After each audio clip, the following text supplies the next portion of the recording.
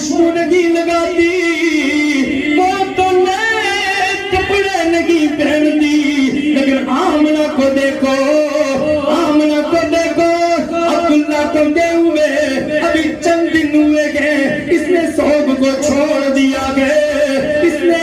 خوشبوئیں لگانا شروع کر دی، خوشبوئیں لگانا شروع کر دی۔ کوئی شکایت لے کے حضور کے دادا جان جناب حضرت عبد المطلب کے پاس لوگ چلے جاتے ہیں، دیکھو نا آپ کا لخت جگر چل بسا گئے، آمنہ سوگ کر دی، لیکن آمنہ نے خوشبوئیں لگانا شروع کر دی ہے، آمنہ سے خوشبوئیں آتی ہیں، آمنہ کے گھر سے بھی خوشبو آتی ہے۔ جناب عبد المطلب کو شکایت ہو جاتی ہے، حضور کے دادا جان جناب حضرت عبد المطلب رضی اللہ تعالی عنہ آپ گھر پلٹتے گئے، فرمایا آمنہ، سب ہاتھوں کو بلند کر کے گئے سبحان اللہ، اللہ اپنے ہاتھوں کو سلامت رکھے، اللہ تمہاری زبانوں کو سلامت رکھے۔ نبی کے ذکر کے بولنے والوں دعا کرتا ہوں جا کے سو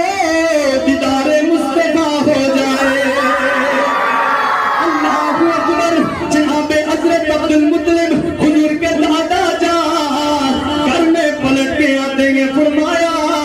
اوے آمنہ، لوگ شکایت کرتے گئے، آمنہ نے سوگ کو چھوڑ دیا گئے، آمنہ نے سوگ کو تر کر دیا گئے، آمنہ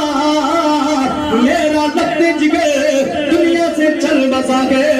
میں ابھی سوگ میں ہوں، اے آمنہ تجھ سے خوشبو آ رہی ہے، آمنہ تجھ سے خوشبو آ رہی ہے، کیوں خوشبو لگاتی ہو، سوگ کیوں نہیں کرتی؟ فرمایا ابا جان، آمنہ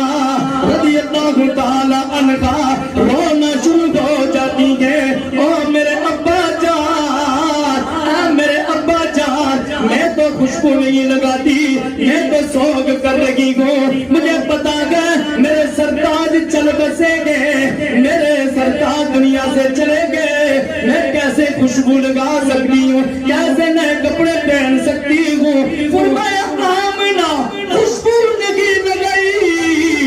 تو پھر بتانا یہ خوشبو کیسی آ رہی ہے؟ فرمایا اے آمنہ اگر خوشبو نہیں لگائی، خوشبو کیسی آ رہی ہے؟ خوشبو تب آتی ہے جسم سے جب جسم کے ساتھ خوشبو لگائی جاتی ہے، خوشبو تب آتی ہے جب خوشبو کو جسم کے ساتھ ٹچ کیا جاتا ہے۔ اے آمنہ خوشبو کیسی ہے یہ ذرا جملہ سننا ہے، غلامان مصطفیٰ ہو جھوم جاؤ گے، مجھے بھی پتا چلے گا حضور کا ذکر سننے والے کتنے غور سے سن رہے گے۔ فرمایا پھر خوشبو لگائی لگی ہے، پھر خوشبو کیسے آ رہی ہے؟ فرمایا مجھے اس رب کی قسم ہے جس رب نے مجھے پیدا کیا ہے، فرمایا اس رب کی قسم ہے جس نے مجھے پیدا کیا ہے،